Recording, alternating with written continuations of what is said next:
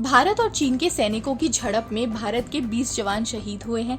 चीन के भी 43 सैनिक मारे गए हैं और ये सब हुआ है उस गलवान घाटी में जो लद्दाख में है, जिस पर चीन पहले भी आग गड़ाए बैठा था और जिस पर 1962 में भी चीन ने हमला किया था।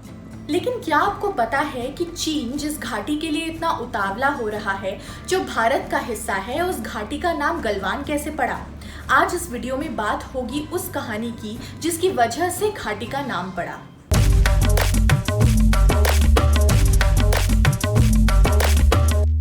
लद्दाख में एक नदी बहती है, उसका नाम है श्योक। इस नदी में घाटी से होते हुए एक और नदी मिलती है, इस नदी का नाम है गलवान। और जिस घाटी से होते हुए ये नदी श्योक में मिलती है उसे कहते हैं गलवान घाटी। यानी कि नदी का नाम गलवान पड़ा और फिर उसी नदी के नाम पर घाटी का नाम गलवान घाटी रख दिया गया। अब इस नदी का नाम गलवान कैसे पड़ा? इसके पीछे एक बहुत मजेदार कहानी है, जिस कहानी को बयां किया है रसूल बेले ने एक अंग्रेजी अखबार में। इस कहानी को बयान करने में उन्होंने एक किताब का हवाला दिया है जिसका नाम है सर्वेंट ऑफ साहिब्स। इस किताब के लेखक है गुलाम रसूल गलवान, जिनके नाम पर पहले नदी और फिर घाटी का नाम गलवान पड़ा है।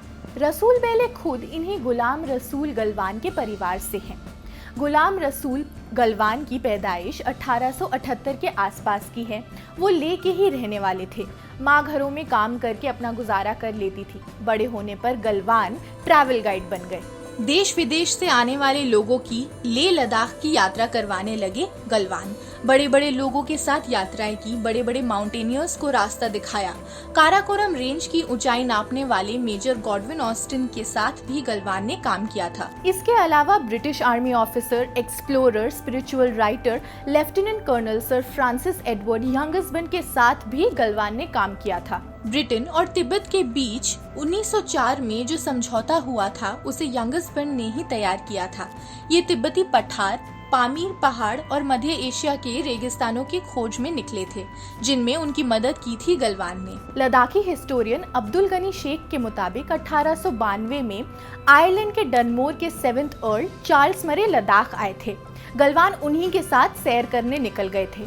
उस वक्त गलवान की उम्र मात्र 14 साल की थी। इस यात्रा के दौरान काफिला एक जगह अटक गया। वहाँ सिर्फ ऊंचे पहाड़ और खड़ी खाइयाँ थी। उनके बीच से नदी बह रही थी। किसी को समझ नहीं आ रहा था कि यहाँ से कैसे निकला जाए।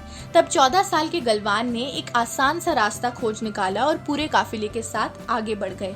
अर्ल चार्ल्स मरे गलवान से इतना इम्प्रेस हुए कि नदी का नाम गलवान नदी रख दिया और फिर पूरी घाटी गलवान घाटी कही जाने लगी। रही बात गुलाम रसूल गलवान के नाम की, तो गुलाम रसूल गलवान मूल रूप से कश्मीर से थे। कश्मीर की पहाड़ियों में लोग महाराजा के घोड़ों को चराने जाया करते थे। कुछ लोग इनकी निगरानी करने के लिए रखे गए थे। इन्हीं में से लुटेरा बन गया था, उसका नाम था कर्रा गलवान। कर्रा का मतलब होता है काला और गलवान का मतलब होता है लुटेरा। वो अमीरों के घर लूटता था और गरीबों में बांट देता था, बिल्कुल रॉबिन हुड स्टाइल। उसके बाद महाराजा ने उसे कैद कर लिया। इसके बाद उसके परिवार वाले घर छोड़ के भाग गए, इस डर से कि महाराजा उन्हें भी कैद ना कर ले। वहीं कश्मीर ऑब्जर्वर के मुताबिक कश्मीरी भाषा में गलवान शब्द का मतलब घोड़े रखने वाला होता है। सर वॉल्टर लॉरेंस अपनी किताब द वैली ऑफ कश्मीर में लिखते हैं कि पहले गलवान घोड़े चरा कर कमाते थे, लेकिन बाद में उन्होंने घोड़ों को चुराना शुरू कर दिया, जिसकी वजह से उनकी पूरी जनजाति इनफेमस हो गई। इसी परिवार के थे गुलाम रसूल गलवान। लेकिन वो गाइड बने, घुमंतू बने, इतने बड़े कि अपनी 35 साल की यात्राओं में गुलाम रसूल गलवान ने अंग्रेजी, लद्दाखी, उर्दू और तुर्की भाषाओं का इस्तेमाल सीख लिया था। बाद में वो लेह में ब्रिटिश कमिश्नर के चीफ हेल्पर के पद तक भी पहुंच गए और एक पूरी घाटी का नाम उनके नाम पर रख दिया गया।